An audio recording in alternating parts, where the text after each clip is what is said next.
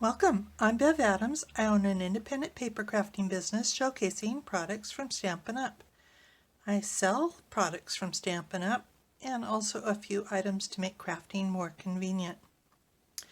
I would like to show you how to mount stamps. Stamps from Stampin' Up! Come in sets, in red rubber, or in clear photopolymer.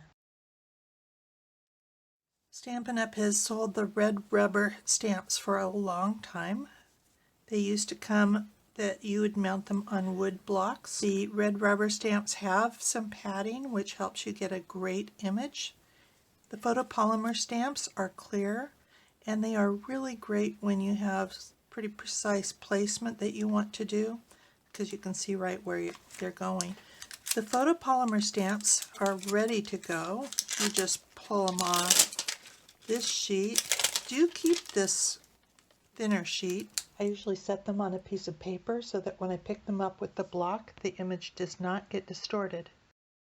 They do not have that foam cushioning, so in order to get the best images, you might want to pick up the Stampin' Pierce mat or just work on a pad of paper, maybe a magazine, just to give you a little bit of firm cushioning.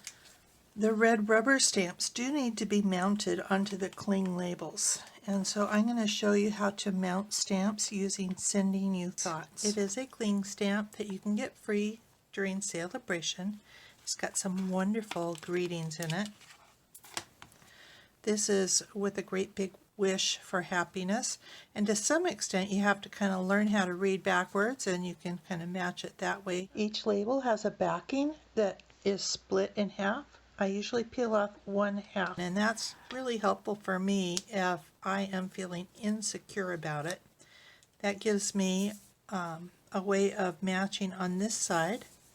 The stamp is already cut out, so I want to match, and good lighting, which I do not have here, is really helpful. So you're going to stick it on there. I don't know if you saw that I took off the backing. If you don't take off the backing, it won't stick, so you can't forget it. And then you carefully peel it off. Only half of it will stick because this backing is still stuck to the label, and you peel it off. Now I have not done an excellent job of matching it up because I have a little bit left over here, so I just trim that off. I did want to tell you that you really don't have a second chance with these cling stamps, so you do need to make sure that you've got the right stamp for the label and that it's going the right way. These aren't too bad, but sometimes when they're symmetrical and kind of rectangular, it's a little tricky. And you also, I always put my thumb here because you don't want this to stick to your label or they will stick and be a problem. Another thing you want to be really careful about is making sure that when you put this down, it gets put down flat. Now I put that first one on kind of in the air, but you really don't want to be curling this at all because then it will kind of stay curled. The directions are right here on the inside of the stamp case, so if you forget, it's right there. When you are buying your stamps, you might want to look at the catalog. It will list the best block sizes. When you're using a block, it's best to get it to match as close as you can to the size of the block. And these cling stamps stick on the clear blocks very nicely. If you use a large block that's a lot larger than the stamp, it's really easy to get it tipped into your ink pad, and then pretty soon you have an inky mess. It's always good to clean your blocks. In fact, you can probably see that this block is not clean. I usually use these lens wipes that you can get. I got these at Costco. And if you clean this off, your stamps will stick even better. It's best to avoid having oils from your fingers, ink, dust, lint. You don't want that sticking to your stamps, so clean them off. This is one of those thin microfiber cloths. You can get these from your eye doctor. Basically anything that you do to keep your glasses clean is good to use for your blocks. I love using the frame so I can easily see if I'm missing any stamps. I have spent a lot of time looking for things missing on my desk. In fact, I just spent some time looking for this stamp, which had found its way to the back of this catalog, and I'd put the catalog away. But what I do is I tear off this backing part. You want the stickiness to stick to the part with the writing on it.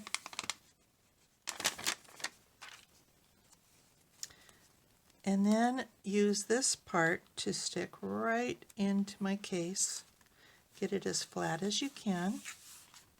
And then this is what I use to make sure that I've got all my stamps. And yet it's really easy to get them away from this piece. So if you have the frame, you'll at least know that you are missing something so you can search for it. So now that your stamps are all mounted, you are ready to start stamping. Here is the web address where you'll find the links for the products I used. Just click the links and you'll be taken to my online store at Stampin' Up! Under Shop, I have tips for online shopping, frequent shopping rewards, and products I offer to help you stay organized. I offer a cardstock sampler, taggers to help you identify those dies with lots of similar shapes, heavy-duty bags to store 12 by 12 and 6 by 6 paper, a replacement tip for the fine tip glue pen in case yours gets clogged, and a bow maker. Share my Evernote notebook of current products for a nominal contribution. It functions as a fully searchable catalog. Inspiration takes you to all my projects. If you're new to stamping, you might want to look at the basics. You'll find how to cut card bases and layers, what's special about Stampin' Up! Stamps, and some of my favorite tools. Under Organization, you'll find catalog tabs, labels and case inserts, a practically free stamp pad storage solution, a basic toolkit, as well as a compact desktop toolbox, and lots of color charts. You can take a tour of my craft wall. More organization means more time for crafting. Come stamp with me here in Ventura County, California, or get the best deal of all and join my team of crafters. The team is called SIP Together, and it stands for Stamps, Ink, and Paper Together. The team is made of crafters who want to save money on the products they buy, share with a few friends, or grow a business like mine. Be sure to subscribe to my website and on YouTube. I'd love to hear your comments. Thank you for joining me. Talk to you soon. Bye.